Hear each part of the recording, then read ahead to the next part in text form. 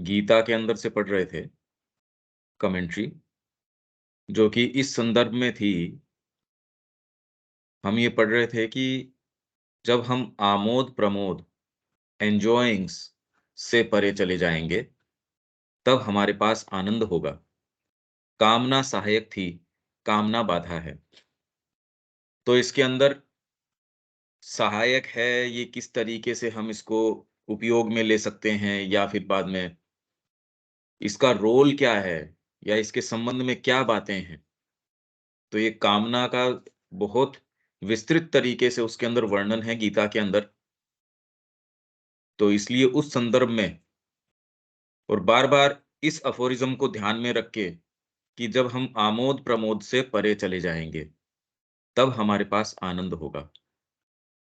तो मैं आपसे दोबारा स्क्रीन शेयर कर देता हूँ। कल हमने पढ़ा था उससे आगे से।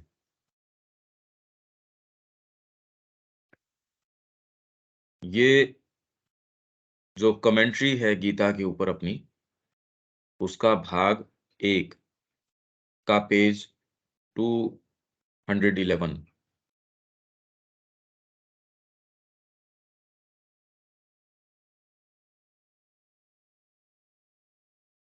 दूसरी बात यह है कि जब व्यक्ति परम की ओर बढ़ रहा होता है, तब यह समझ पाना और भेद कर पाना उसके लिए मुश्किल होता है कि उसमें कैसी-कैसी कामनाएँ, इच्छाएँ और उनके मिश्रण भरे हुए हैं। मन बुद्धि से कामनाओं आदि के विषय में उसके द्वारा ऐसा कोई रुख अपनाए जाना और इस बारे में योजनाएँ बनाए जाना कि इन्हें हटाने का अमुक तरीका अच्छा है, अमुक उतना प्रभावी नहीं है, अपनी जगह ठीक है, पर अंततः गीता कहती है सर्वधर्मान् परित्यज्य। इनफैक्ट कुछ-कुछ बाहरी तरीके की चीज़ों को तो आप कह सकते हो कि भई ये हटानी चाहिए। व्यसन की आदतें हैं या कोई और ऐसी आदतें हैं कि आप एक्सट्रीम के ऊपर सो रहे हो या एक्सट्रीम के ऊपर कोई चीज़ कर रहे हो, तो उनके ऊपर तो आप थोड़ा संयम की कोशिश कर सकते हो। कुछ चीज़ें बाद में ऐसे दायरे के अंदर आ जाती हैं, किस प्रकाश के अंदर उनको ये कहो कि ये गलत है या सही है, क्या है? भई कैसे समझें हम? ये बहुत मुश्किल हो जाता है और एक सीमा के बाद में आपका अपना बीइंग जो है, वो कोई इतना लिमिटेड नहीं रहता। यदि धीरे-धीरे आपके अंदर दूसरों के विचार, दूसरों की चीज़ें, उनसे आप एसोसिएट कर पाते हो, तब कैसे इसको आइडेंटिफ़ाई करो या डिस्टिंग्विश करो कि ये वाली कौन-सी है, कौन-सी नहीं है, बहुत मुश्किल काम है ये। और कि अपने स्तर के ऊपर क्यों तो इसको हैंडल करना चाहिए और क्यों करना चाहिए इसको, इसकी कोई आवश्यकता भी नहीं है एज़ सच। अतः सार यही है कि साधना के संबंध में हमारे जितने भी दृष्टिकोण, जितने भी मानदंड हैं, उन सबको त्याग कर सीधे सभी कुछ श्री माता जी के हाथों में सौंप दें। मतलब एकमात्र ये ही हर चीज़, चाहे कोई भी बात हमारी है, वो सारी की सारी वास्तव में फलीभूत इसी और इसी पे केंद्रित है। और तो ही हमारे पास कोई प्रकाश हो सकता है, जिसकी लाइट में हम ये देख सकते हैं भई ये वाली कामना है या नहीं है या क्या है, क्या नहीं है। क्योंकि अपने आप में जो अर्जुन करे, यदि अपनी शक्ति सामर्थ्य से वो करता, तब तो बहुत भारी काम था, युद्ध करना। और अब उसके ऊपर कोई उस चीज़ का स्कार नहीं है, उसके ऊपर कोई उस चीज़ का कोई रिएक्शन नहीं है। और वहीं यदि आप मेरे को क्या प्राप्त हो जाए, ये लेके ध्यान कर रहे हैं, योग साधना कर रहे हैं, तो भी ये तो बहुत बड़ी कामना हो गई, ये तो भारी कामना हो गई। केवल वे ही जानती हैं कि कौन-सी चीज़ कहाँ, कैसे और कितनी बची रहनी चाहिए और कौन-सी नहीं। तो यदि हम ये कहें कामना सहायक थी, तो शायद यहाँ इस मूवमेंट तक लाने में कि ये समझ में आ जाए कि वास्तव में काम तो वो करो जो माँ की इच्छा के निहित हो।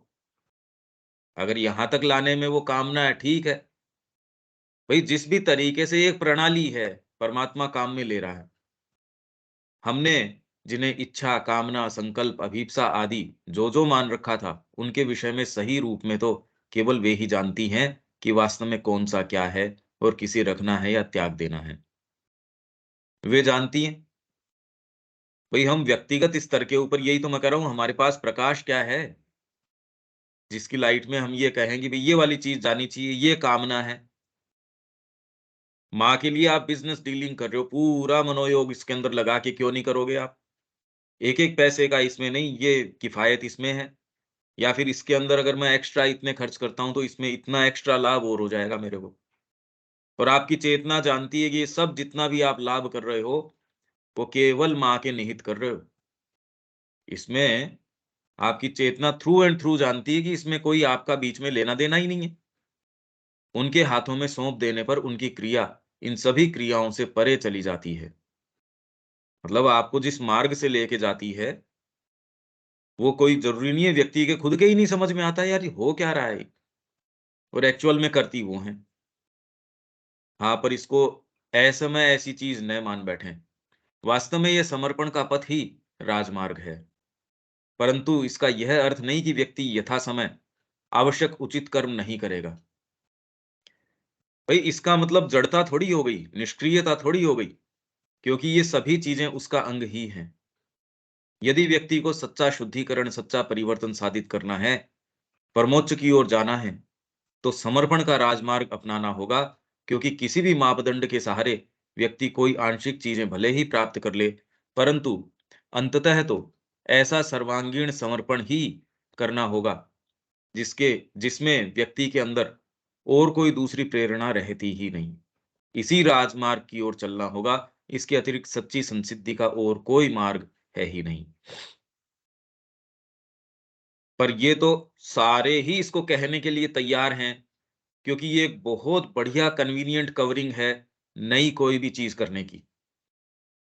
जैसे दुकानदार को नहीं देना है, जी आपकी दुकान है ये तो, आप चाहो पैसे दो, नहीं नहीं चाहो मत दो, आप जानते हो वो क्या कह रहा है। तो वैसे ही जनरली हम कहते हैं कि भई माँ को बस हमने तो टोटली समर्पण कर दिया, अब वो जैसा चाहे वैसे। जबकि डिटेल के अंदर देखो कि ये एक बूँद ये चीज़ नहीं उतरती। इसलिए ये एक बहुत अच्छा लबादा बन जाता है, जिसके पीछे सारी की सारी चीज़ें ढकी हुई आराम से रहती हैं। ये नहीं होता तो एट लीस्ट कम से कम वो उघड़ के दिख तो जाती। हमने तो माँ को समर्पण कर दिया, पर हमारा बीइंग तो प्रतिबिंब उसका है नहीं, वो तो दिखा नहीं रहा है ऐसी कोई चीज़। बाकी तो किसी न किसी निम्न सूत्र में ही बंध कर रह जाना है।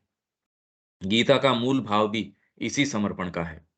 आरंभ में व्यक्ति अपने किसी एक मानदंड को अपनाकर कोई सामान्य कार्यक्रम के अनुसार आगे चल सकता है, जिसमें वह तय कर सकता है कि अमुक काम उसे करने हैं और अमुक त्याग देने हैं। तो शुरू के अंदर जितनी भी विवेक शक्ति व्यक्ति के अंदर है, उसको काम में लेके वो मार्ग पे अपनी यात्रा शुरू करता है। जितना भी उसको लगता है कि भी ये वाली चीज़ तो माँ की प्रसन्नता के निहित मैं कर रहा हूँ, इस वाली के अंदर प्रसन्नता नहीं है। ये वाली चीज़ ठीक है, ये वाली चीज़ ठीक नहीं है। धीरे-धीरे आप पाते हैं कि आपको रिस्पॉन्स मिलना शुरू हो गया। भीतर से आपको बिल्कुल क्लियर कट रिस्पॉन्सेज़ आ रहे हैं। यदि आप सिंसियर हैं, आपके जितनी भी अभी फ़िलहाल बुद्धि है, उसको आपने एग्ज़ीक्यूट कर दिया। हूबहू लागू करने की कोशिश कर दी आपने। तो अब दूसरे जो भाग हैं आपके अंदर, उनको चांस मिल जाएगा। जो डीपर पार्ट्स हैं, उनको चांस मिलेगा, आपको इंडिकेशंस देंगे। आपको क्या करना चाहिए, वो चीज़ बताएँगे। इससे पहले तो स्थिति नहीं है, हम सारे समर्पण किए ही बैठे हैं पहले तो। पहला इसमें क्या है कि जो भी हमको बुद्धि, विवेक, कुछ भी हमको मिला है, माँ से हमको लगता है अभी ये, तो उसको कहो मेरे को तो हूबहू एग्ज़ीक्यूट करना है इसको। भोजन के अंदर, आचरण के अंदर, व्यापार के अंदर, कार्य के अंदर, या आपने साधना अपना रखी है तो उसके अंदर, कोई भी छोटी से छोटी क्रिया भी इससे न बचने पाए। हर व्यक्ति का यह कार्यक्रम उसके गठन के अनुसार भिन्न-भिन्न होगा। परंतु यदि व्यक्ति का संतुलन इस प्रकार का है, उसके अंदर की पुकार ऐसी है कि उसे पूरी यात्रा तय करनी है, तो वह समर्पण के इस राजमार्ग पर आ ही जाएगा। मतलब देर-सवेर, भई ये शुरुआत ही आप करोगे कैसे अदरवाइज़ तो? आप में कोई भाव है, कोई चीज़ है, उससे आप शुरू करते हो। डीपर भागों को धीरे-धीरे चांस मिलता है अपनी वाणी कहने का। जब अंतरात्मा को इतना पूरा मौका मिलता है और उतनी वो उसमें शक्ति सामर्थ्य आ जाती है कि अपनी बात वहां तक पहुंचाए, उसमें सहज रूप से ये है, वो सहज रूप से आकृष्ट है, तो वो वाली चीजें आपके पास आनी शुरू हो जाएंगी। आपका भाव चेंज होना शुरू हो जाएगा। इससे पहले तो भाई जो भी हमारे अंदर विवेक शक्ति है, उसको तो लगाओ कम से कम। वो आने का रास्ता तो हमको करना ही पड़ेगा, उसका तय तो करो कम से कम। और इसे अपना ही लेगा, जिसमें कि अपने सभी मापदंड, दृष्टिकोण, तौर-तरीके, अपनी सभी धारणाएँ, पूर्वाग्रह आदि सभी श्री माता जी के हाथों में सौंप दिए जाते हैं और उन्हें इनका जो उपयोग करना है और व्यक्ति से जो कराना है, वह वे स्वयं ही करा लेंगी। पर ये समय से पूर्व आप इस तरीके से मान के बैठ जाओ। यदि अपूर्ण रूप से भी ये भाव स्थापित हो जाए सच्चे रूप में, तो एक अलग बात है।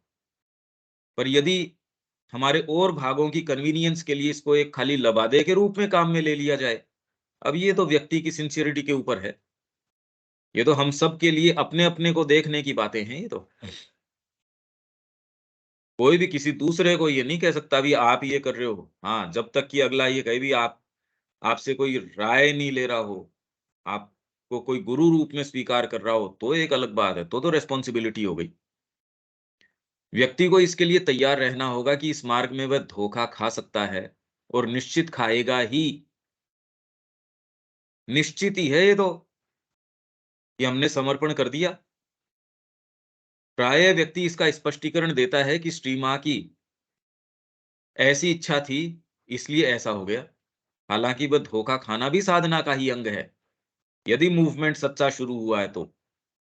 परंतु इन सब के होते हुए भी यदि व्यक्ति में यह श्रद्धा आ गई कि वास्तव में जो कुछ भी होता है, श्री माँ जैसा करती हैं या कराती हैं, उनका अपना विधान है और हर एक बात में, हर एक चीज़ में श्री माँ का कोई न कोई प्रयोजन अवश्य निहित होता है, तब फिर व्यक्ति मार्ग पर अग्रसर होता जाता है। मतलब उसको समझ नहीं आ रहा, वो कि क्या हो रहा है, क्या नहीं हो रहा है, पर भीतर कोई एक ऐसी चीज़ होती है, कोई एक ऐसा एटीट्यूड होता है। ये तो जब आप मार्ग पे गंभीरता से चल रहे हैं, तेज़ी से चल रहे हैं, तो ये स्थिति ज़्यादा आ सकती है। क्योंकि आप ऐसे मार्गों से ले जाए जाओगे, वो चार्टेड आउट मार्ग नहीं है, आप जानते नहीं उन मार्गों को। तो बाहरी प्रकृति कुछ नहीं जानती। ये तो जब माँ और श्री अरविंद ये कह रहे हैं कि भी पता नहीं ये क्या है? माता जी एजेंडा के अंदर कह रही है भी पता नहीं, मैं कौन हूँ ये तो मैं जानती हूँ, पर ये क्या हो रहा है, ये क्या अनुभव है, इनको कहाँ रखना चाहिए? पूरी व्यवस्था में इनका क्या इस मेरे को कुछ नहीं पता। और तुम सुप्रीम रियलिटी की बात करो उसका मेरे को नहीं पता। और फिर भी उनके जो अनुभव हैं कितने निर्णायक हैं। तो श्री माँ जैसा कराती हैं, उनका अपना विधान है। ये आपको डीपली महसूस हो जाता है, तामसिकता में नहीं। आप जब गंभीर इसके अंदर प्रयासरत होते हैं, आप मार्ग पे चल रहे होते हैं, तब आएँगे पड़ाव ऐसे, जो आपके लिए अप्रत्याशित होंगे। आप एक ही जगह बैठे हैं, उसमें क्या अप्रत्याशितता है? तो हमको ये बार-बार, बार-बार ये समझना पड़ेगा कि जिसको हम समर्पण कहते हैं, उसके इस रूप में नहीं है वो। अब गीता में भगवान अर्जुन को कहते हैं कि इस काम रूपी शत्रु को मार, परंतु प्रश्न तो यह है कि वह उसे मारेगा कैसे? उस प्रश्न का गीता अब उत्तर देगी। क्योंकि ये कामना की गुत्थी जो है, हमने पहले भी पढ़ा था। जब भी हमको ये ऐसा कोई प्रसंग आता है, ये बार-बार, बार-बार, बार-बार इसकी चर्चा हमेशा ही जितनी बार करी जाए, पहले तो ये है कि हमको याद ही नहीं रहता। अगर याद भी रहे तो एट लीस्ट कम से कम उस ग्राउंड पे हम और आगे बेटर समझ सकते हैं।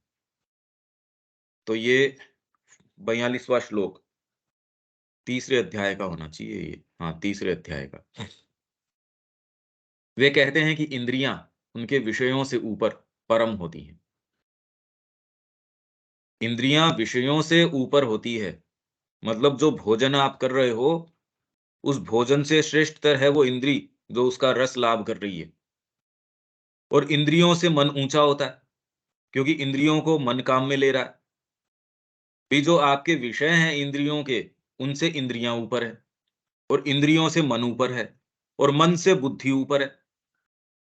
बुद्धि के अनुसार देखो, और बुद्धि से जो परे है वह है पुरुष। इसलिए देखने का तरीका क्या है? आपकी जो निष्ठा है, भक्ति है माँ के प्रति, आपका जो सच्चा तत्व है, पुरुष तत्व जो है आपका, वो बुद्धि को निर्देश दे, बुद्धि मन को निर्देश दे, मन इंद्रियों को निर्देश दे। ये सच्चा क्रम है, ये योगिक साधन में भी यही पढ़ के आए थे हम। यहाँ होता है उल्टा। इंद्रियों के विषय हैं, उनके पीछे इंद्रियाँ भाग पड़ती हैं। वो जब भाग पड़ती हैं, तो मन के अंदर कुछ इस तरीके के विक्षोभ या ऐसी चीज़ें पर्टर्बेशंस खड़े कर देती हैं, मेरे को तो ये चाहिए। मन जो है वो बुद्धि को कहता है, भई ये तो चीज़ देखो ऐसी है। आश्रम लाइफ़ तो इस तरीके की है, ये वाली लाइफ़ इस तरीके की है, ये सारा गडमड-गडमड चलता रहता है।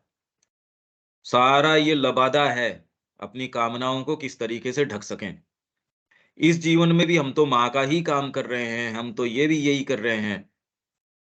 इनफैक्ट सो कॉल्ड पदार्पण करने के बाद भी ये ग्रंथि टूटती थोड़ी है कोई। ये तो व्यक्ति जब उसको समझ में आ जाता है, भई माँ ये तो बड़ी ऐसी बदमाश चीज़ है, ये जाती ही नहीं है। ये तो हमेशा ही ये क्रम तो और जो बुद्धि से परे है, वह है पुरुष। इसलिए हमेशा उसके प्रति ओपन रह के भैया क्या करना है? बताओ। हमेशा ही उससे पूछें। जो हम कल परसों पढ़ के गए थे कि चीज़ों का अपने आप में कोई निरपेक्ष मूल्य नहीं है, सापेक्ष है। क्योंकि आप ये जानते हो अल्टीमेट तो माँ जो कह रही है वो है, उसको फिर आप बुद्धि को कहते हो। तो अपने आप में हेल्थ के नियम हैं, वो कोई निरपेक्ष नियम नहीं है। आपके कोई भी व्यवहार के, आचरण के या इस समय शिक्षा के, चिकित्सा के, राजनीति के, व्यापार के, किन्हीं के जो भी नियम हैं, सारे के सारे सापेक्ष हैं। और जैसे ही हम अपने आप को अनन्य रूप से और हमेशा ही हमारी केंद्रितता, चाहे हम कुछ भी कर रहे हों, यदि ये केंद्र बिंदु हम रखते हैं, तो नहीं तो व्यक्ति कहता है ये तो प्रैक्टिकल बात नहीं है। भई शिक्षा करनी पड़ेगी तो इसमें ये चीज़ें तो चाहिए, ये वाली चीज़ें हैं तो इसके लिए ये चीज़ों की आवश्यकता है। अगर हम ये दृष्टिकोण नहीं तोड़ते कि आंतरिक जो चीज़ है, माँ का जो आपको जो आदेश है, वो अपने साथ अपनी शक्ति सामर्थ्य, अपने साधन-संसाधन सारे लेके आएगा। ये जो बीच का विभेद है कि भी ये चीज़ तो ऐसी होएगी, व्यापार तो ऐसे ही चलेगा, शिक्षा तो इसी तरीके से होगी, चिकित्सा के लिए तो ये काम करने ज़रूरी हैं। सामान्य आप अगर ये व्यावहारिक जीवन करोगे तो ब देखो ये नियम तो लागू होंगे ही। इसके अंदर आचार नीति ये होगी, इसके अंदर ये वाली ये होगी, कुछ नहीं। अगर यही है तो कोई आशा नहीं है, फिर क्या आशा है? तो इसमें अनन्य रूप से यदि ये माँ को हम पुकारते हैं और वो आपको जो कहती है और उसको एग्ज़ीक्यूट करते हैं, ये आध्यात्मिकता है। और एक और बात तो माँ की कर रहे हैं, पर कहें भी ये तो व्यावहारिक बात नहीं है। ओहो! बच्चे को आप ये सब्जेक्ट नहीं पढ़ा रहे, तो फिर बाद में शिक्षा कैसे होगी? ये तो व्यावहारिक बात नहीं है। तो ये इसीलिए एक विभेद चलता रहता है इसके अंदर अपनी ही बात का कोई दूसरी बात खंडन करती रहती है। इसलिए जो सच्ची चीज़ है उसमें कभी पावर आता नहीं एग्ज़ीक्यूशन के अंदर। क्योंकि हमको विश्वास ही नहीं है डीप डाउन कि वो चीज़ हो भी सकती है क्या? हमें सांख्यों की ये श्री अरविंद का है। उस मनोवैज्ञानिक क्रम व्यवस्था को याद रखना चाहिए। ये हमारा मेन जो बात है, ये बात बार-बार मैं फिर रिपीट कर रहा हूँ, जब हम आमोद-प्रमोद से परे चले जाएँगे, पर चले कैसे जाएँगे? आधार क्या है चले जाने का? भई अभी भी आमोद-प्रमोद जिसको आमोद-प्रमोद कहते हैं, एक स्पोर्ट्स पर्सन है, वो अपने आप को कस देता है ना, नहीं करेंगे। खाने के अंदर या किसी और चीज़ के अंदर इतना अनुशासन अपने आप पे लाद देता है, पर वो अभी प्रमोद से ऊपर नहीं गया। वो अनुशासन एक उसको लगता है ये आमोद-प्रमोद बेटर है, उसके लिए ये वाले लोअर हैं इनको, ये तो समझदारी की बात है। आप कल एग्ज़ाम देने के लिए जा रहे हैं, अब आज अगर मूवीज़ देखते फिर रहे हैं, इसका मतलब तो आप वास्तव में सिंसियर नहीं है, जो भी आपका कार्य है उसके प्रति। एक साइंटिस्ट है, वो यदि ध्यान नहीं दे रहा, फ़ोकस नहीं कर रहा, पर वो आध्यात्मिक थोड़ी हो गया। वो परे थोड़ी चला गया आमोद-प्रमोद की जो चीज़ें उससे। सेंसिबल चीज़ है, कॉमन सेंस की बातें हैं ये। तो आप अभियान लेते हो अपने सामने कि माउंट एवरेस्ट के ऊपर जाएँगे, तो इससे कोई अभियान लेने से आध्यात्मिक थोड़ी हो गए आप। तो आपने सारे बाहरी अनुशासन बहुत अच्छे लागू कर रखे हैं और कोई ज़रूरी नहीं है कि आप आध्यात्मिकता के दायरे में हो और ऐसा बाहरी कोई अनुशासन नहीं है और हो सकता है आप बहुत डीप भाव में हो, आप आध्यात्मिक हो। ये दोनों चीज़ें संभव हैं। हालाँकि ये पूर्णता की निशानी नहीं है। इसलिए माँ और श्री अरविंद कभी इसको एडवोकेट नहीं करते, पर वो हमेशा ही उनका बल जो है, स्ट्रेस है, वो आंतरिक चीज़ के ऊपर है। एक व्यक्ति है, वो शब्द ऐसे सधे हुए हैं, गलत शब्द नहीं बोलेगा। कितना भी क्रोध है, कुछ भी है, वो बोलेगा एकदम सही। और ऐसे ही एक अपने चिड़ावा के अंदर एक बाबा जी थे, या ऐसे बहुत-बहुत हैं। वो कोई आया नहीं, उससे पहले तो गालियाँ निकालनी शुरू, पत्थर मारने शुरू। तो श्री अरविंद को किसी ने पूछा, "साहब, वो तो बताओ, वो तो गालियाँ निकालते हैं, पत्थर मारते हैं। ये आध्यात्मिक कैसे हो गए?" तो श्री अरविंद ने कहा, "आध्यात्मिकता का अर्थ एटिकेट्स कब से होने लग गया? उसको बेचारे को दूसरों को दूर रखने का और कोई तरीका नहीं आता, इसलिए पत्थर मारता है वो।" तो आमोद-प्रमोद का अर्थ क्या हो सकता है? जब तक ये शिफ्ट नहीं हो जाता चेतना का, कि हम कोई एक ऐसे आधार पे, जब आपकी चेतना ये उत्तर देती है, नहीं, मैं ये मेरे लिए नहीं कर रहा ये, इसमें मेरा आनंद तो माँ के प्रति है। आपकी जब चेतना ये उत्तर देना शुरू कर दे, आप अपने आप से प्रश्न करके देख लो, वो उत्तर दे देगी। जब आप उनके रस में अपना रस मिलाते हो, तो ये वास्तव में एक सही स्थिति है। और यदि ये कि मेरे को इससे व्यक्तिगत क्या, चाहे उसका अर्थ आपका स्वयं का मोक्ष हो, तो भी हम इसके अंदर कामना वाली ग्रंथि से ऊपर नहीं गए। तो कामना सहायक थी, कामना बाधा है। अब हम इसमें अपने फिर गीता वाले चीज़ के ऊपर आते हैं, जिससे कि ये पूरा इश्यू क्लियर होता जाए। अच्छा, यहाँ तक आप फ़ॉलो कर पा रहे हैं? इसमें कोई समस्या है, कोई चीज़ है, कोई बात है? रविकांत जी?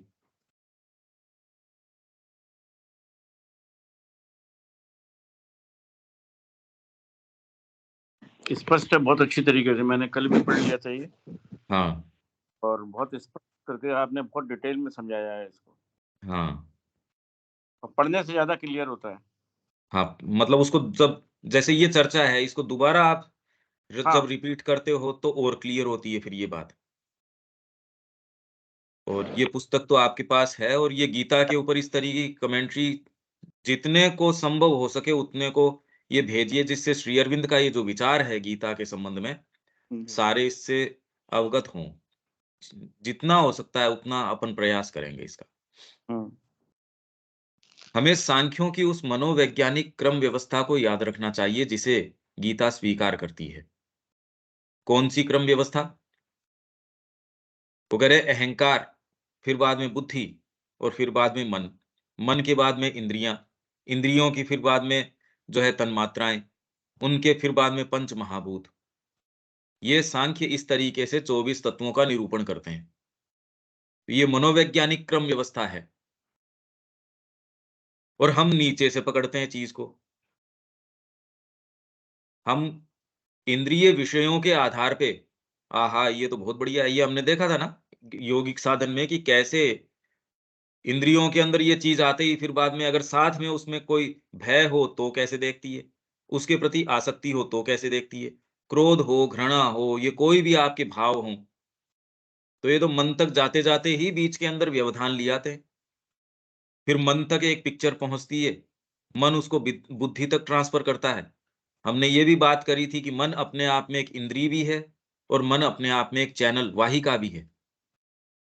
मैं बार-बार इसलिए रिपीट करता हूँ, जिससे कि पहले वाले थ्रेड्स भी हम बार-बार, बार-बार ये गूँथते चलें। जिससे कि पहले वाली चीज़ भी अगर कभी आप उसको भी देखेंगे, तो आपको फिर ये चीज़ उससे जुड़ी हुई नज़र आएगी। तो बार-बार, बार-बार ये पिक्चर क्लियर होती चलेगी। और मन से जो ऊपर है बुद्धि, पर बुद्धि कितनी भी आपकी तेज हो, शुद्ध हो, ये हो, पर ये भाव यदि नहीं आया, आप देखो कितने व्यक्ति अपने क्षेत्र के अंदर बड़े प्रकांड हैं, बुद्धि बड़ी कुशाग्र है, स्तोत्र की रचना कर रहा है, कला की रचना कर रहा है, बुद्धि की कोई कोई सीमा ही नहीं। पर वो ज़्यादा से ज़्यादा क्रिएट क्या करेगा? जो पश्चिम की कला है, जो पश्चिम का साहित्य है, ऊँचे से ऊँचा भी, वहाँ तक उनकी पहुँच है। भारतीय संस्कृति वो तो अपना पायदान मानती है, उससे तो वो शुरू करती है उड़ान अपनी, और फिर बाद में, क्योंकि इनको पता है बुद्धि से परे वह है, क्या है वो पुरुष या आपकी अंतरात्मा, आत्मा। ये यहाँ से जब शुरू करता है तो सारे ही आपके भाग है, इंद्रियों के, मन के, बुद्धि के, सबके पंख लग जाते हैं। तब अपने सच्चे वैभव में आ सकते हैं, नहीं तो वहाँ कोई ताले थोड़ी लग रहे हैं। अरे बाहरी तो आपके पास कोई साधनों की कमी हो सकती है, मन के अंदर क्या कमी है? क्यों नहीं इस तरीके के महाकाव्य, इस तरीके की रचनाएँ, इस तरीके के विराट जो चीज़ें हैं, जो इस संस्कृति ने करी, कहाँ से आई वो? तो ये क्रम यदि न समझें, तो हमारा जीवन भी उतने ही दायरे के अंदर रहेगा। आप एक छोटे से दायरे में घूमते रहोगे, उसको चाहे समर्पण का नाम दो, साधना का नाम दो, ये क्या है ये? और मुद्दे हमारे बड़े छोटे-छोटे। तो साधना ऐसी कमज़ोर है क्या जो मुद्दे अच्छे नहीं ले पा रही?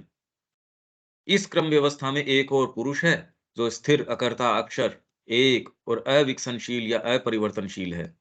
दूसरी ओर प्रकृति है, जो सचेतन पुरुष के बिना स्वयं जड़ निष्क्रिय है, जो कर्तृत्व है, परंतु इसका यह कर्तृत्व पुरुष की चेतना के सानिध्य से, उसके संपर्क में आने से ही है। ऐसा प्रतीत होता है, ऐसा प्रतीत होता है, क्योंकि ये अपने आप में प्रकृति कोई इंडिपेंडेंट चीज़ होती, तब तो फिर बाद में ओमनीसिएंट या ओमनीप्रेजेंट, ओमनीपोटेंट ये वाली बात परमात्मा की होती कैसे? पर क्योंकि इस तरीके की अभिव्यक्ति के लिए एक ऐसा सेटअप आवश्यक है, इसलिए ऐसे का निर्माण कर दिया गया। जैसा कि हम कहेंगे, पहले एक नहीं अपितु अपरिमित त्रिगुणात्मिका विस्तरण एवोल्यूशन एवं अंतर्वलन इन्वोल्यूशन में सक्षम है। पुरुष और प्रकृति का संपर्क ही आत्मनिष्ठता, सब्जेक्टिविटी और वस्तुनिष्ठता, ऑब्जेक्टिविटी के खेल को उत्पन्न करता है। सब्जेक्टिविटी, आत्मनिष्ठा।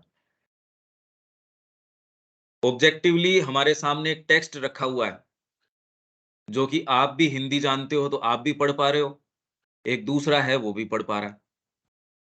पर इसका ग्रहण क्या करते हो, वो क्या कर सकते हो? ऑब्जेक्टिवली पुस्तक आपके पास पड़ी हो सकती है, सब्जेक्टिविटी कल्टीवेटेड नहीं है, क्या निकाल लोगे उस पुस्तक का?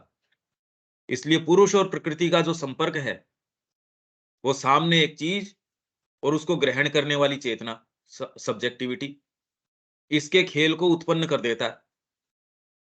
और जितना ही व्यक्ति आंतरिक रूप से सुरुचिपूर्ण है, कल्टीवेटेड है, इसका क्या अर्थ है? वो ऑब्जेक्टिविटी पे इतना ध्यान नहीं देता। सामने कोई चीज है, यदि वो देख के करे तो क्या कल्पना है? खाली मैदान है, उसके अंदर आपने एक जो है भवन की, एक महल की पूरी की पूरी कल्पना कर ली और उसको हूबहू वहां चरितार्थ कर दिया। आप ऐसी चीजों की गॉड, फ्रीडम, लाइट, इमॉर्टैलिटी आज तक नहीं हुई, पर हमारी सब्जेक्टिव चेतना के अंदर हमेशा से मनुष्य जाति पहले दिन से आज तक, तो दूसरा कहे यार आज तक तो देखी ही नहीं सामने।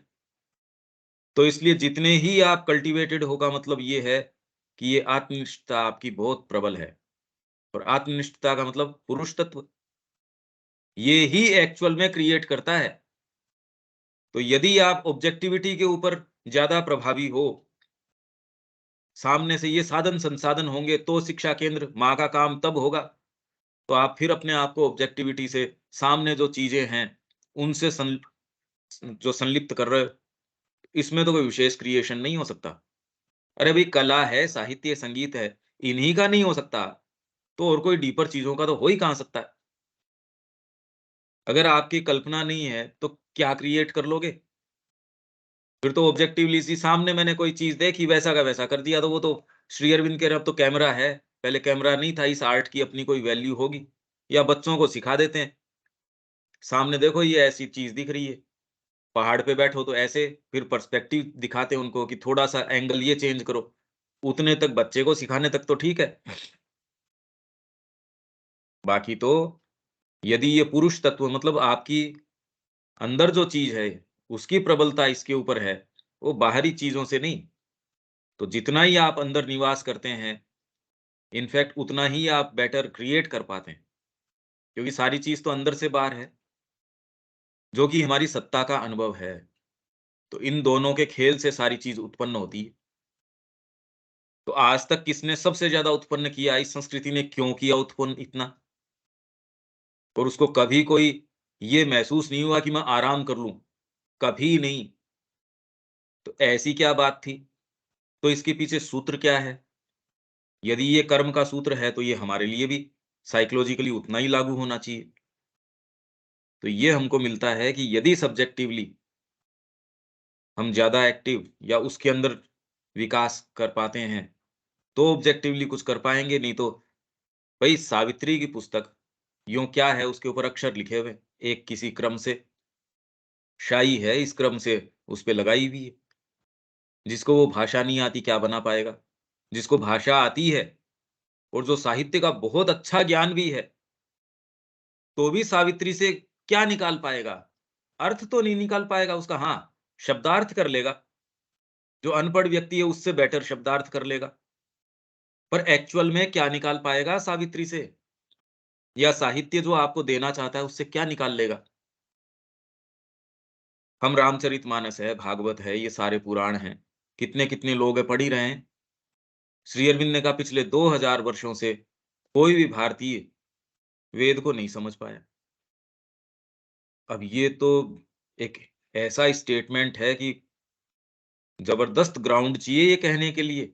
आप कल्पना कीजिए ये कहना भी, श्री अरविंद के ये स्टेटमेंट देने के बाद भी इसको मजबूत तरीके से अपने मुँह से कह पाना हमारे लिए कितना मुश्किल है। आप ऐसे व्यक्तियों के बीच में बैठे हो जो परंपरा से वेद ही वेद के अंदर रचे बसे हैं। उनको आप ये कह सकते हो क्या? कि ये श्री अरविंद का स्टेटमेंट है, पिछले 2000 वर्षों से कोई भारतीय इसको वेद को नहीं समझ पाया।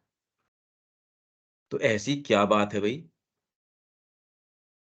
तो ये जो सारा खेल है सब्जेक्टिविटी का है और वो ऑब्जेक्टिविटी को कैसे व्यवस्थित करती है ये खेल है। अपने आप में ऑब्जेक्टिविटी क्या है? कुछ नहीं। इसलिए सब्जेक्टिविटी को आप चेतना भी कह सकते हो और जिस चीज़ का वो अवलोकन करती है उसको ऑब्जेक्टिविटी कह सकते हो। जिस स्तर के वो ऊपर वो अपने आप को घनीभूत कर देती है, उसने अपने आप को एक जो है कीड़े के रूप में घनीभूत कर दिया। वहाँ उसने अपने आप को बाँध लिया। तो सारी क्रीड़ा जो है पूरी वहीं उसी जगत के अंदर होनी शुरू हो गई। तो सारा खेल सब्जेक्टिविटी और ऑब्जेक्टिविटी का है। तो इससे हमको मुक्ति का मार्ग भी मिल जाता है यदि आप ध्यान से देखें तो। अगर यही खेल है और सब्जेक्टिविटी ही सारी चीज़ को निर्धारित करती है और उसमें आपकी कोई बाध्यता नहीं है, आप भीतर प्रवेश कर सकते हो, तो ये सारा ही खेल चेंज हो जाएगा, नया बन जाएगा। तो अब हमको डिटेल्स में फिर बाद में किस लिए माथापच्ची करनी चाहिए? बाहर अरेंजमेंट है, वो यदि भीतर से निर्धारित हो रहा है, तो मैं बाहर से उसको क्यों उसके माथापच्ची करूँ उसको अरेंज करने की? क्योंकि उसका सूत्र तो मिल गया हमको। पर ये बात क्लिक नहीं करती। हम करते रहते हैं सारी चीज़ें पर होती नहीं क्योंकि प्रकृति इस तरीके की बहिर्निष्ठ बनी हुई है। ये चीज़ समझ आती है पर एक्चुअल में जो भीतर की वाली समझ है वो आती नहीं। हाँ, ये तो समझ आता है हाँ, कि बात तो ठीक है ये, पर अब क्या करें इसका? जो हमारे लिए आत्मनिष्ठ अथवा अंतरंग है, पहले वह विकसित होता है क्योंकि विकसित होता है का मतलब भई चेतना पहले आ गई, तब बाद में विकसित हुआ। ऐसा नहीं है कि आप इस जगत में रह रहे हो और तब आपको पता चला इस जगत में हो। चेतना ने आपके रूप में एक घनीभूत कर दी एक आपके रूप में और तब आप इस संसार को इस तरीके से देख रहे हो। उसने अगर गाय के रूप में अपने आप को कर दिया तो वैसा जगत देखने लगेगा। तो इसीलिए एकमात्र करने का कार्य जो है, मनुष्य की जो समस्याएँ हैं या किसी की भी कोई समस्याएँ हैं, वो एकमात्र चेतना के अंदर परिवर्तन से ही सॉल्व हो सकती हैं क्योंकि है ही चेतना की समस्याएँ वो। बाहर समस्या है ही नहीं, बाहर है ही नहीं कुछ, तो समस्या क्या होगी और क्या हल होगा? इसलिए ये कह रहे हैं आत्मनिष्ठ अथवा अंतरंग है, पहले वह विकसित होता है, क्योंकि पुरुष चेतना अथवा आत्म चेतना ही प्रथम कारण है। इसलिए पहले चेतना का वो तत्व आता है। सबसे पहले वो चीज़ आती है, वो तत्व पहले आता है, जैसे खाली मैटर था, उसमें सारी की सारी मतलब मैटर भी इन्वॉल्व्ड है इसमें, जब धीरे-धीरे आया, बिल्कुल नेसेंस है उसमें से मैटर आना भी एक बहुत बड़ी प्रगति हो गई। अब उसके अंदर पहले प्राण तत्व है, उसने उसके ऊपर दबाव लगाया, तो उसके अंदर से फिर बाद में प्राण तत्व आया। मन ने उसके ऊपर प्रेशर लगाया, मानसिक चेतना आई। ऐसे नहीं है कि रूप पहले बन गया और चेतना बाद में आई, ऐसा नहीं हो सकता। तो ये कह रहे हैं कि पहले जो आत्मनिष्ठ चीज़ है या आपकी जो सब्जेक्टिविटी है, चेतना तत्व है, वो पहले विकसित होता है। क्योंकि पुरुष चेतना अथवा आत्म चेतना ही प्रथम कारण है और जड़ प्रकृति शक्ति केवल द्वितीय और पहले पर आश्रित कारण है। तथापि यह प्रकृति ही है, न कि पुरुष, जो हमारी आत्मनिष्ठता या व्यक्तिपरकता के उपकरणों की आपूर्ति करती है। आपके इंस्ट्रूमेंट्स की आपूर्ति कर देती है। इसलिए भई हम तो पूरा समर्पण कर देते हैं। वो आपूर्ति नहीं करी आपने उपकरणों की। आपने मन को भुट्टा छोड़ दिया, उसको शार्प नहीं किया। आपकी चेतना के अंदर वो भाग हैं जिसके अंदर अज्ञान भरा पड़ा है, ग्रे एरियाज़ भरे पड़े हैं, उनमें प्रकाश की आपूर्ति करी नहीं। तो इसलिए आत्मनिष्ठता या व्यक्तिपरकता के उपकरणों की आपूर्ति करती है।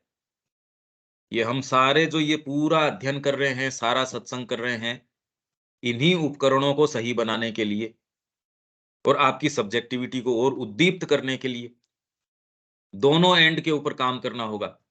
इसीलिए यदि समय से पूर्व इमैच्योरली हम कहते हैं बस सब कुछ माँ के हाथों में छोड़ दो, समर्पण कर दो, ये बात पूरी उतरती नहीं। अपने पूर्ण वैभव में ये बात आई ही नहीं अभी। हम समझते भी नहीं इसका अर्थ क्या है। इस क्रम में सर्वप्रथम है बुद्धि। अब ये क्रम बता रहे हैं और कैसे ये सहायक होती है और कैसे ये बाधा हो सकती है या नहीं हो सकती, ये एक्चुअल प्रक्रिया क्या होती है। तो इस क्रम में सर्वप्रथम है बुद्धि। योगी कह रहे हैं अहंकार, सबसे पहले ये बोध, पहले सुप्रीम के अंदर इतनी एकता है, उसमें सबसे पहले एक इंडिविजुअल का सेंस आता है मल्टीप्लिसिटी बनाने के लिए। भई बहुता बनाने के लिए वो तो एकमेव है। तो यदि ये क्रीड़ा करनी है तो बहु का सेंस कैसे आएगा? तो उसने अहम, ये जो अहंकार, हमारा अहंकार विलीन हो जाए। अरे यार बहुत्व के लिए सबसे पहले क्रिएशन ही इसका किया, आप इसको खंडित कैसे कर सकते हैं? तो इसलिए यदि हम ये कोशिश करें मेरा अहम नष्ट हो जाए, तो जनरली जिस अहंकार की बात करी जाती है, वो तो आपकी खाली इस बाहरी प्रकृति पे केंद्रितता है, उसकी बात करी जाती है। मूलभूत रूप से आप एक कोई विशिष्ट आयाम है परमात्मा के, उसके विलीन करने की बात थोड़ी आ रही है।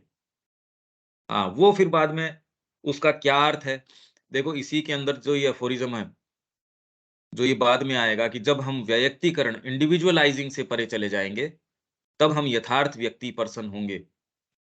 अहमबोध सहायक था, अहमबोध ही बाधा है। देखो नेक्स्ट वो वाली बात आ रही है, पर उसका मतलब और डीपर है। ये इतने सतह के ऊपर की हमारा अहंकार कि जी हम सब कुछ कर रहे हैं, ये चला जाए और बस बार-बार यही कहें कि माँ ही सब कुछ कर रही है। ये सब सुनी-सुनाई बातें हैं और ये ठीक है, पर इनका कोई विशेष प्रभाव नहीं है। ये तो रोज़ अखबारों में छपती ही हैं इस तरीके की आदर्शात्मक चीज़ें, इससे कोई फ़र्क थोड़ी पड़ता है। तो इस क्रम में सर्वप्रथम है बुद्धि। तो अहम बोध सबसे पहले आया कि कोई इंडिविजुअल है। अब वो कोई इंडिविजुअल बनने के बाद अब करेगा क्या? उसको सेंस ऑफ राइट, रॉन्ग, क्या लेऊँ, क्या नहीं लेऊँ, ये सारी चीज़ें। मैं हूँ और आप है। जब अहम आ गया, अहम आने का मतलब है मैं हूँ, सेल्फ और नॉन सेल्फ मेरे अलावा। तो इनसे व्यवहार कैसे करना चाहिए? इसके अंदर मेरी-तेरी वाली जो हम कहते हैं वो वाली बात नहीं है। पर यदि 2 तत्व हैं, वो आपस में कैसे इंटरैक्ट करेंगे? तो अहम बोध के बाद में तुरंत आ जाती है बुद्धि। बुद्धि की आवश्यकता है। जब बहुत्व हो गया तो बहुत्व आपस के अंदर एक-दूसरे से व्यवहार कैसे करेगा? इसके लिए बुद्धि। बुद्धि को इन्फॉर्मेशन चाहिए। सूचना लाओ भई जिसके ऊपर मैं निर्णय करूँ, तो उसके लिए मन। मन अपने आप के अंदर पूर्ण है, उसको इंद्रियों की आवश्यकता नहीं है। बस ऐसी व्यवस्था हुई क्रम विकास के अंदर। तो इंद्रियों से वो कोई बद्ध नहीं है। पर ठीक है, उसने फिर बाद के अंदर अपनी सूचनाओं के लिए मन ने कहा कि ठीक है, मैं बाहर से बटोर लेता हूँ। बाकी उसके अलावा भी कितनी-कितनी अब कल्पना है, कल्पना कोई बाहरी जगत से थोड़ी आ रही है। या आपकी कितनी-कितनी सारी चीज़ें हैं। नींद में आपने सपना देखा, अब वो तो कोई इंद्रियों के माध्यम से तो आपने देखा नहीं, फिर भी कोई चीज़ तो आई, उसमें कोई रूप आया, कोई चीज़ आई।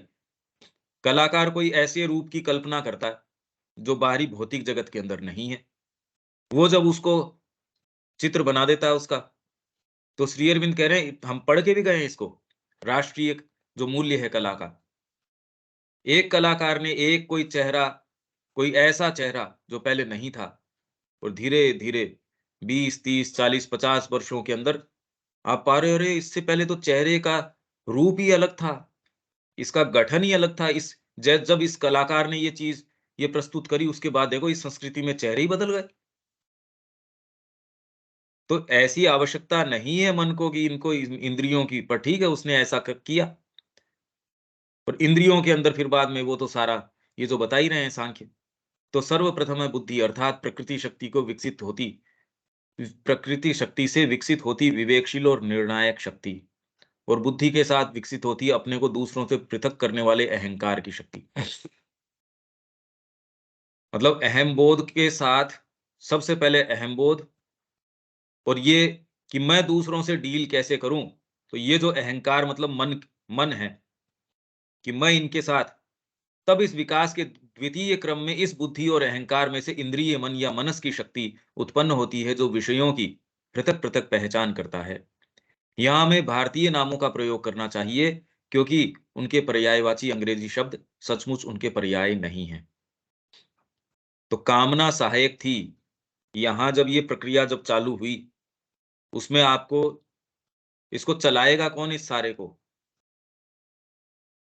जब आपने इस तरीके की एक अभिव्यक्ति कर दी जिसके अंदर इंद्रियों से सूचनाएँ मिल रही हैं, तो इन सूचनाओं को कौन-सी वाली को मैं चूज़ करूँगा? तो 2 रंग है, ये वाला अच्छा लगता है, या फिर शरीर के माध्यम से, अरे भई इससे तो गरम लगता है, ये खाने से पेट में दर्द होता है। ये वाली जीभ में, आहा! ये बहुत अच्छा लग रहा है, इसका स्वाद बहुत अच्छा है। तो धीरे-धीरे ये कामना का जो स्वरूप है, कैसे इंटरैक्ट करें, नहीं तो ये आगे कैसे चलेगा ये? जब ये मल्टीप्लिसिटी आई, अब इसको कार्यरत, एक्टिवेट कैसे कैसे करें? कौन-सी चीज़ है जो इसको एक्टिवेट करे? कोई आवश्यकता नहीं है कि ये कामना इस तरीके की होती, या इनफैक्ट ये शब्द भी हमारा ही इज़ाद किया हुआ है। बाकी तो सुप्रीम को तो फ़र्क नहीं पड़ रहा। ये कामना है या आपकी विल पावर है, संकल्प शक्ति है, पर हम अपने समझने के लिए अलग-अलग इन शब्दों की या शब्द पूरे समूहों की रचना करते हैं। यहाँ हमें भारतीय नामों का प्रयोग करना चाहिए, क्योंकि इनके पर्यायवाची अंग्रेजी शब्द सचमुच उनके पर्याय नहीं हैं। क्योंकि बुद्धि के लिए, भई मन के लिए आप क्या कहोगे? माइंड, तो मन तो अपने अलग-अलग, और बुद्धि के लिए क्या कहोगे? तो इसलिए इंटेलेक्ट है या फिर इंटेलिजेंस है, रीज़न है, लॉजिक है, इनकी भी अपनी-अपनी शेड्स हैं। पर जो ये भारतीय इनके जो नाम हैं, वो ही वास्तव में इनका कोई और दूसरी भाषा के अंदर पर्याय एज़ सच है नहीं। इस विकास के तीसरे क्रम में श्री अरविंद इसलिए कह रहे हैं क्योंकि उन्होंने तो ओरिजिनली इंग्लिश में लिखा है, अपन ने तो ये हिंदी अनुवाद तो बाद में किया है ना। इस विकास के तीसरे क्रम में इंद्रिय मन में से 10 विशिष्ट इंद्रियाँ प्राप्त होती है, 5 ज्ञानेंद्रियाँ, 5 कर्मेंद्रियाँ, तदनंतर ज्ञानेंद्रियों की शक्तियाँ अर्थात शब्द, स्पर्श, रूप, रस, गंध उत्पन्न होते हैं, जो हमारे मन के लिए स्थूल विषयों का मूल्य निर्धारित करते हैं, इसका ये मूल्य है। आपको 2 तरीके की साउंड आ रही है, तो किसका मूल्य किस तरीके का है? 2 तरीके का काव्य है, उसका भी आप, ये फिर बाद में और सूक्ष्म चीज़ हो गई। इंद्रियाँ तो नहीं बता सकती इस बात को। आपने 2 लाइनें पढ़ी, अरे भई ये विचार जो व्यक्त हो रहा है, तो ये तो सूक्ष्म चीज़ हो गई। और संगीत के अंदर भी आपको शब्द तो मिल रहा है, पर 2 संगीतकार गा रहे हैं और दोनों हूबहू मान लीजिए, इनफैक्ट गुरुजी गा रहे हैं, वो उसमें इतना कोई तान-वान नहीं कर रहे, एकदम सिंपल-सिंपल भजन गा रहे हैं। शिष्य गा रहा है, उसमें खूब उसने जो है बड़ी वैरायटी है, उसके वेरिएशंस हैं, खूब आलाप है, तान है, ये है, वो है।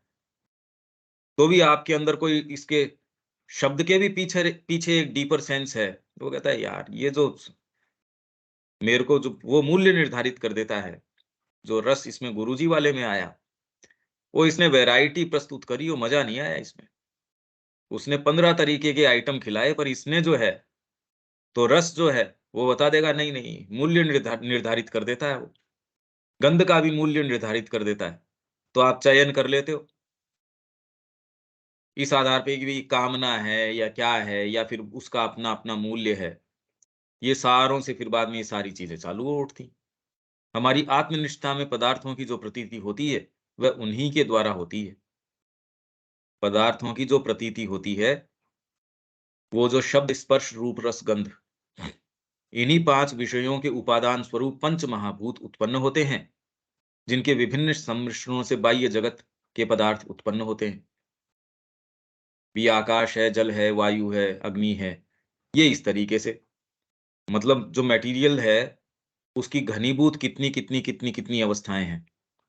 जिसमें सूक्ष्म है वो आकाश है, कि उसको उसमें खाली शब्द है, टच क्या करोगे उसका?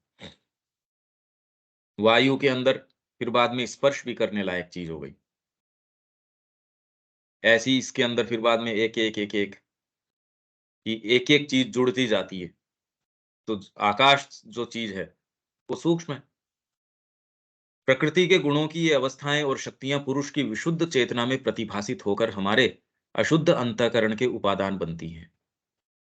मटेरियल बनती है, उसका स्टफ़ बनती है, उसका उपकरण बनती है, ये मानो आप।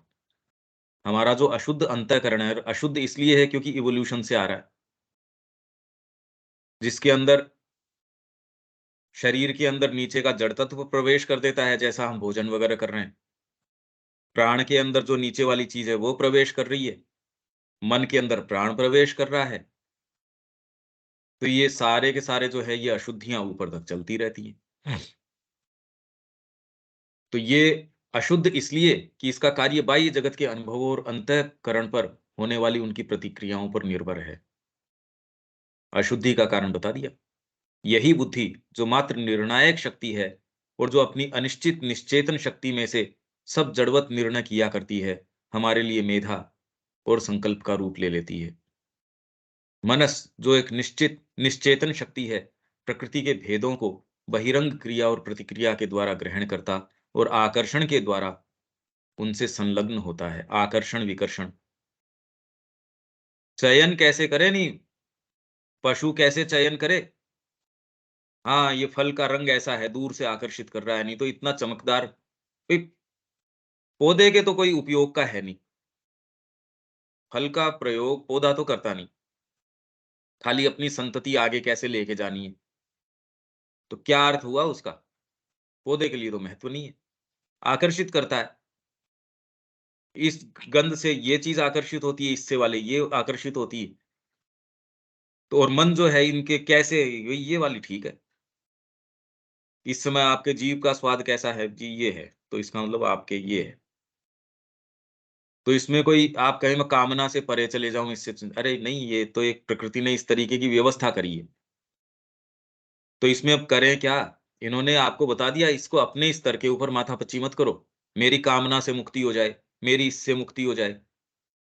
अपने स्तर के ऊपर न तो हो सकता और ये प्रकृति ने किसी कारण से ऐसे लागू किया है।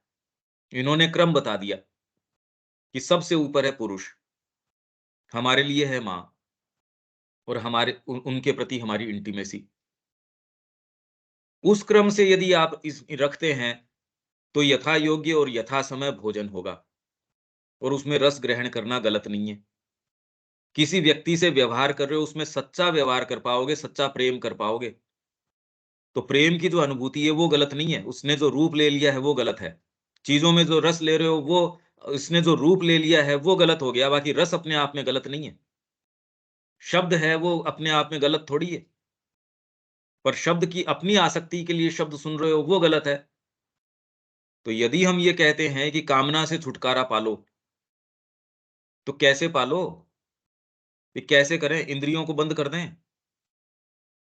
इसलिए यदि आप इसके लॉजिक में जाओगे तो जितनी भी ये प्रचलित बातें हैं, ये इलॉजिकल हैं, हो नहीं सकती ये। तो इसके करने के लिए ही इसीलिए वो जंगल के अंदर चले गए। वो मुनि है, वो सोबरी मुनि, वो तो पानी के नीचे चले गए साहब, अब दुनिया दिखेगी नहीं। अब वहां भी मछलियों को क्रिया करते देख लिया, वहां काम वासना पैदा हो गई, करे यार यहाँ इससे बचने के लिए तो यहाँ आए थे। तो समस्या तो सब्जेक्टिविटी के अंदर है, ऑब्जेक्टिविटी में थोड़ी है। इसलिए यदि वहां से शुरू करते हैं तो कामना की जो समस्या है या बुद्धि है, वो वहीं से हैंडल हो सकती है। और हमको करनी किस लिए हैंडल? हमको किस लिए इसके ऊपर लगाम लगानी है, ये कुछ भी करना है? पुरुष अपने आप बता देगा कि इसकी क्या अवस्था होनी चाहिए या इसकी अवस्थिति क्या होनी चाहिए, रखना कहाँ चाहिए इसको। इंद्रियानुभव और कामना बनता है। ये जो आकर्षण है ना, इसके प्रति आकर्षण, अगर ये आकर्षण न हो तो आप भोजन नहीं करोगे। कौन करेगा 3 टाइम बैठ के और उसके लिए सारा समय? अभी सुबह का पूरा हुआ नहीं, उससे पहले ये चर्चा परिचर्चा, दोपहर का क्या? दोपहर को हुआ नहीं। अगर थोड़ी-सी आप ये सोचिए कि जितना समय हमारा ये चीज़ें ले रही हैं, शरीर की रक्षा या फिर उसके सुख साधनों का, प्रसाधनों का जो हम कर रहे हैं कोशिश, उनको इकट्ठा करने की। सोचो कितना गहरे रूप से इसको प्लांट किया गया है। नहीं, थोड़ा-सा भी विवेकशील व्यक्ति, उसको घृणा हो उठेगी, यार कर क्या रहे हैं ये? पर प्रकृति ने डीपली इसको प्लांट किया हुआ है। तो इंद्रियानुभव और कामना बनता है, इंद्रिय अनुभव बनता है, जिसमें सुखद को कह देते हैं, हाँ, ये लेना चाहिए। ना, ना, ये तो नहीं लेना चाहिए। अब आप कोई जलती आग है, उसको मुँह में थोड़ी ले लोगे कि ना, ना, ये नहीं, ये गलत हो जाएगा।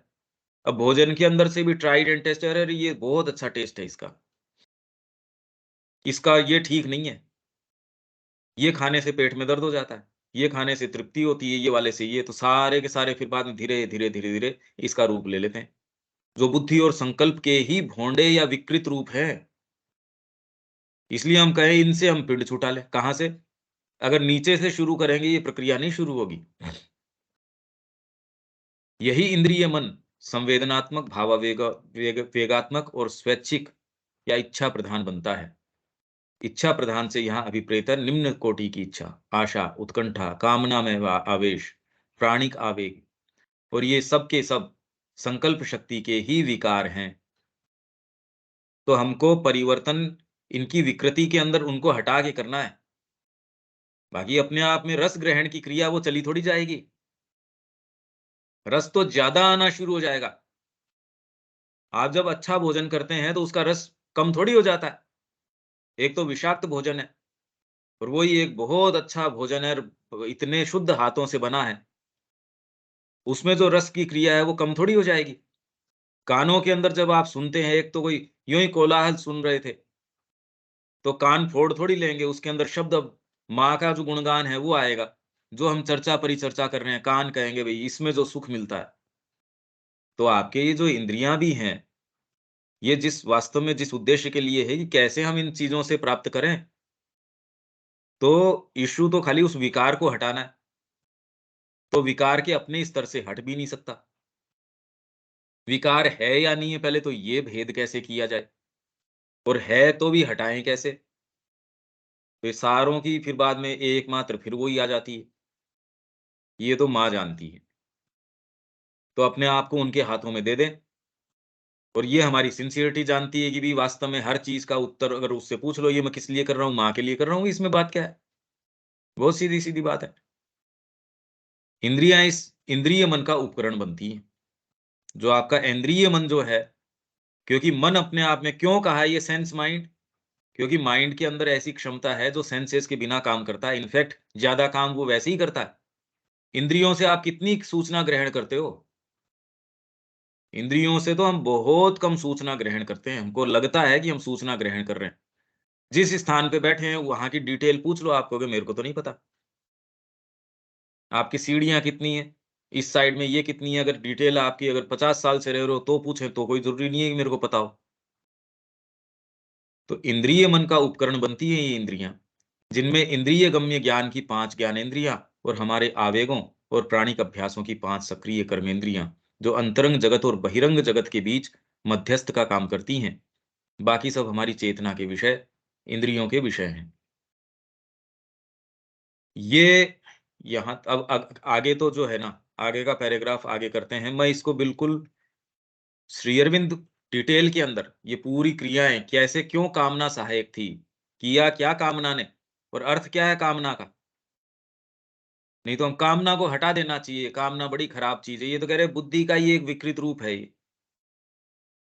बुद्धि जिस तरीके से बनी है, तो यदि हम इस प्रक्रिया को समझे नहीं और हम इसको जबरदस्ती कोशिश ऐसी चीज की करें जो कि जिस आधार पे आप खड़े हो, इसलिए सफल हो नहीं पाता है।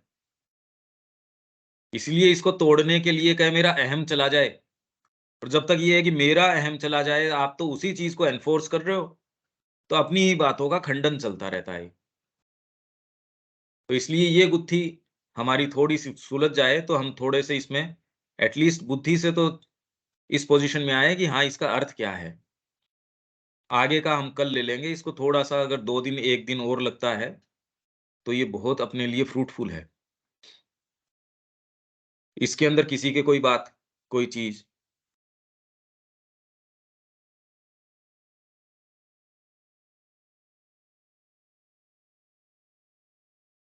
रविकांत जी, शब्या जी, और भी किसी के।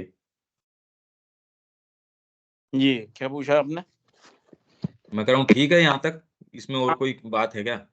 इसको दोबारा फिर पढ़ा जाएगा। ये पहले वाले से भी टफ है थोड़ा। और श्री अरविंद की जो भाषा है उसको भी जैसे आप देखो, अगर ये नहीं खोला जाए तो व्यक्ति उससे बस जो मन चाहे सो ही समझ सकता है फिर। मगर इंटरेस्टिंग है ये। हाँ हाँ, इंटरेस्टिंग तो मतलब क्योंकि सारी गुत्थी को पहली बार इस तरीके से खोलती है ये चीज। पुल कर रहा है। आशब्या जी, कोई चीज इसमें? आप सब्जेक्टिव और ऑब्जेक्टिव बताए एक ही सेंटेंस के लिए, उसको एक बार हम और समझना चाहते हैं। सब्जेक्टिव, सब्जेक्टिव मतलब आपके भीतर आत्मनिष्ठ चीज, और ऑब्जेक्टिव मतलब सामने कोई चीज। सामने आपके किताब पढ़ी है, ऑब्जेक्टिव भाई सावित्री पुस्तक है, वो ऑब्जेक्टिव है एक तरीके से, सामने चीज पड़ी है। वो पुस्तक आपके भी हाथ में है, मेरे हाथ में भी है, XYZ 4 जनों के हाथ में है। पर आपकी सब्जेक्टिविटी कितनी कल्टीवेटेड है, आपकी आंतरिक चेतना कितनी कल्टीवेटेड है, वो बनाएगी उस ऑब्जेक्टिविटी का पहली चीज। नहीं तो सावित्री का क्या बना लोगे आप? एक तो अनपढ़ व्यक्ति क्या बनाएगा उसका, और दूसरे कोई पशु है, वो तो उसका कुछ बना ही नहीं सकता, उसको तो ये सेंस ही नहीं आ सकता कि ये एक पुस्तक है, कि ये क्या है। अगर कोई बकरी के सामने रख दोगे, खा जाएगी उसको, वो तो पन्ने खा जाएगी। उसको तो पता ही नहीं कि क्या चीज है क्या नहीं है। उसको तो पुस्तक है क्या ये सेंस भी नहीं है, क्योंकि उसकी सब्जेक्टिविटी में ये चीज ही नहीं है। मनुष्य के अंदर ये है, क्योंकि उसको शुरू से धीरे धीरे धीरे की जगत में ये चीज ऐसी है, ये इंद्रियों के माध्यम से मूल्य निर्धारित कर दिया गया है। तो मूल्य निर्धारित, ये भाई ये पुस्तक है, ये पढ़ने के काम में आती है, ये मूल्य निर्धारित कर दिया।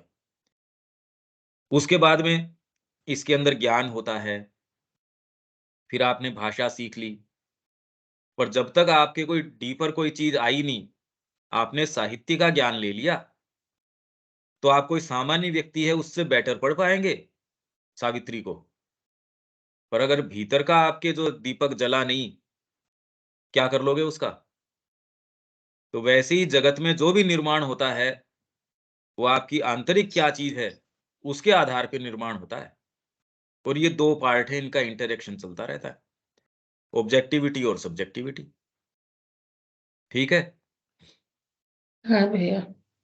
और बाकी तो जो उस समय जो चर्चा आई थी, आप उसको दोबारा सुनिए पूरा ध्यान से, इसको फिर से एक हाँ, एक लाइन, और उसको रोकते जाओ, बार बार चिंतन करते जाओ उस चीज का।